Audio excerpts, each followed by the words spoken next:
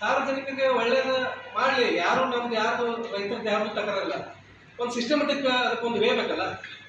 ಯಾಕಂದ್ರೆ systematic way ಯಾಕಂದ್ರೆ ಈಗ 5 ಲಕ್ಷ ರೂಪಾಯಿ 10 ಲಕ್ಷ ರೂಪಾಯಿ ಸಣ್ಣ ಪುಟ್ಟ ನಾವು ಕಾಮಗಾರಿ ಮಾಡಿದ್ರೆ ಸಹಿತ ಬೋರ್ಡ್ ಹಚ್ಚುವಂಥ ಪರಿಸ್ಥಿತಿ, ಬೋರ್ಡ್ ಹಚ್ಚುವಂಥ ಒಂದು ನಿಯಮ ಎಲ್ಲದರಲ್ಲೂ ಇದೆ.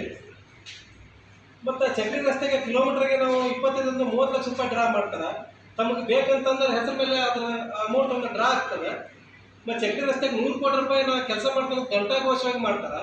ಗಂಟಾಘೋಷವಾಗಿ ನಾವು ಹೇಳಿದ್ರು ಸಹಿತ ಅವರು ಮತ್ತು ಅದಕ್ಕೆ ಸಂಬಂಧಪಟ್ಟ ದಾಖಲೆಗಳು ಕಾನೂನು ನಿಯಮಬದ್ಧವಾಗಿ ಆಗ್ಬೇಕಲ್ಲ ಅದು ಕಾಮಗಾರಿ. ಮತ್ತು ನಿಯಮ ಪಾಲನೆ ಎಲ್ಲೈತಿ? ಅಂಥ ಕಾಮಗಾರಿ ಎಲ್ಲ ಸಿಗ್ತಾವ. ಹಾಡಾಗಲೇ ನಾವು 4,000 ಚೀಲ ಕಳುವಾದ್ರೂ ಸಹಿತ ಎಮ್ಮೆಗೆರೆ ಅಂಥವ್ರಿಗೆ ಮಾಹಿತಿ ಗಮನಕ್ಕೆ ಬರೋಲ್ಲ. ಮತ್ತು ಆಫೀಸಾಗಿ ಕಾನೂನಾತ್ಮಕವಾಗಿ ಯಾಕೆ ಕೆಲಸ ಆಗಲಿ? ಈಗ ಚಕ್ರಿ ರಸ್ತೆ ರೈತರಿಗೆ ಉಪಯೋಗ, ನಮ್ಮಲ್ಲಿ ಯಾರು ತಕರಾರಿಲ್ಲ. ಚಕ್ರಿ ರಸ್ತೆ ಮಾಡೋದು ಒಂದು ಸಿಸ್ಟಮೆಟಿಕ್ ಪ್ಯಾಟರ್ನ್ ಬೇಕಲ್ಲ. ಈಗ ಅದಕ್ಕೆ ಬೋರ್ಡ್ ಆಗಲಿ, ಇಷ್ಟು ಅನುದಾನ ಬಿಡುಗಡೆ ಆಗೈತೆ ಅನ್ನೋದಾಗಲಿ, ಅದಕ್ಕೆ ಯಾರು ಕೆಲಸ ಮಾಡೋದಂತ ಏಜೆಂಟರಾಗಲಿ ಅದಕ್ಕೆ ಒಂದು ಇದನ್ನು ಮಾಡೋದಲ್ಲ. ಹಂಗೆ ನಾವು ಸರ್ಕಾರಿ ಗುಡ್ಡ ತೆಗೆದು ಅದೇ ಚಕ್ರಿ ರಸ್ತೆಗೆ ಅದೇ ಮಣ್ಣು ಹಾಕಿ ರಾಯಲ್ಟಿ ಕಟ್ತಾರೆ. ಎಲ್ಲರಿಗೂ ಗೊತ್ತೈತೆ ರಾಯಲ್ಟಿ ಕಟ್ಟೋದು. ಗೌರ್ಮೆಂಟ್ ಗುಡ್ಡ ಕಟ್ ಮಾಡೋದಕ್ಕೆ ಪರ್ಮಿಷನ್ ಕೊಟ್ಟಿದ್ದಾರೆ ಅಂತ